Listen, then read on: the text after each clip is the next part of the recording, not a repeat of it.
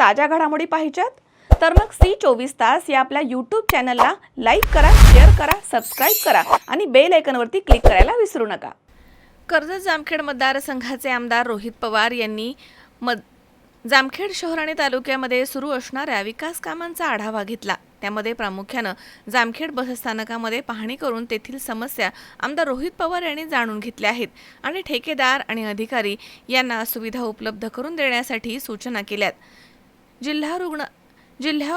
जिल्हा उपरुग्णालयाच्या कामाची प्रत्यक्ष पाहणी करत त्यांनी आढावा घेतला। राष्ट्रीय महामार्गाच्या कामासंदर्भात देखील विरोधकांवरती त्यांनी टीकास्त्र सोडलं आहे। यावेळी राष्ट्रवादी शरदचंद्र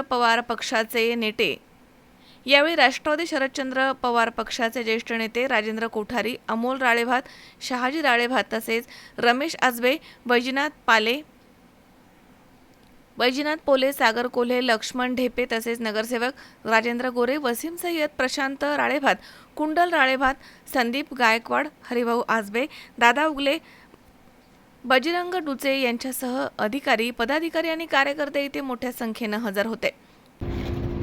जामखेड शहरामध्ये आणि तालुक्यासाठी अतिशय महत्त्वाचं असणारे ठिकाण म्हणजे बस स्टॉप, तो चांगल्या प्रतीचा असावा अशी लोकांची मागणी होती।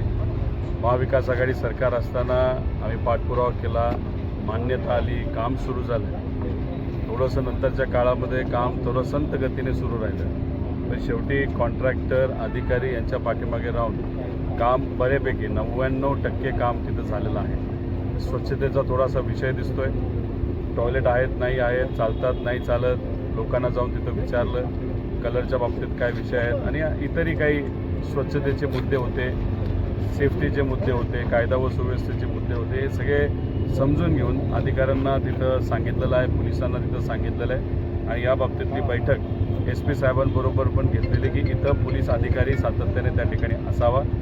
DC ला सुद्धा सांगण्यात आलेलं आहे की 4 लोक कमीत कमी इथं स्वच्छता ठेवण्यासाठी आपल्याला लागतील, कारण पूर्वी फार छोटं हे बस स्थानक होतं, आता हे फार मोठं झालेलं आहे, सुंदर झालेलं आहे, सुविधा चांगल्या आहेत, पण सुविधा आम्ही चांगल्या देत असतो, पण त्या चांगल्या राहतात का नाही बघण्याची जबाबदारी अधिकाऱ्याची असते।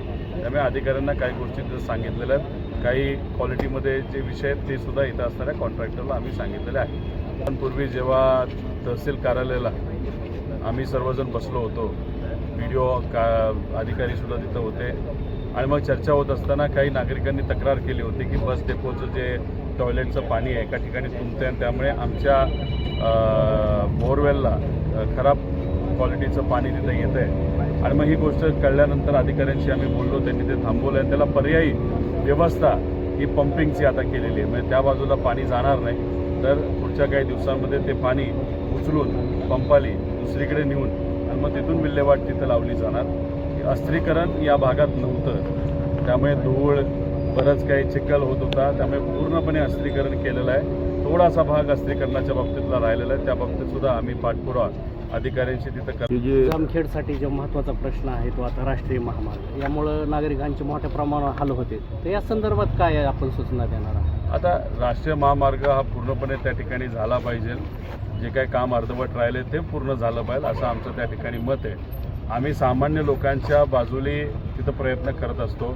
सामान्य लोकांची चर्चा केल्यानंतर ज्याच्या छोट्या मोठ्या टपऱ्या होत्या त्या बिचारांनी त्या ठिकाणी शहरासाठी आणि तालुक्यासाठी बाजूला सरकवल्या, पण आता मोठे जे काही व्यावसायिक लोक आहेत ते काही इतर पदाधिकाऱ्यांना भेटून आणि जे सभापती आहेत त्यांना भेटून कुठंतरी आमचं घर वाचवा, आम्हाला हे करा, आमचं दुकान वाचवा, म्हणजे 1-2 दुकान वाचवण्यासाठी काही श्रीमंत लोकांचे अख्ख्या गावाला तालुक्याला विटेस धरले असं आम्हाला मत आहे। त्यामुळे आमचे जे विरोधक आहेत ते सामान्य लोकांसाठी कमी आणि पैशावाल्यांसाठी जास्त काम करतात, ते कुठे जाणवतं की आता हे पुढचा भाग जो आता अस्त्रीकरणाचा राहिला आहे तो झाल्यानंतर मग आपण थोडंसं डेपोवाल्यांशी बोलून इथं काही आपल्याला पार्किंग करून रस्त्यावरची गर्दी कमी करता येईल का, तो एक विषय बघावा लागेल।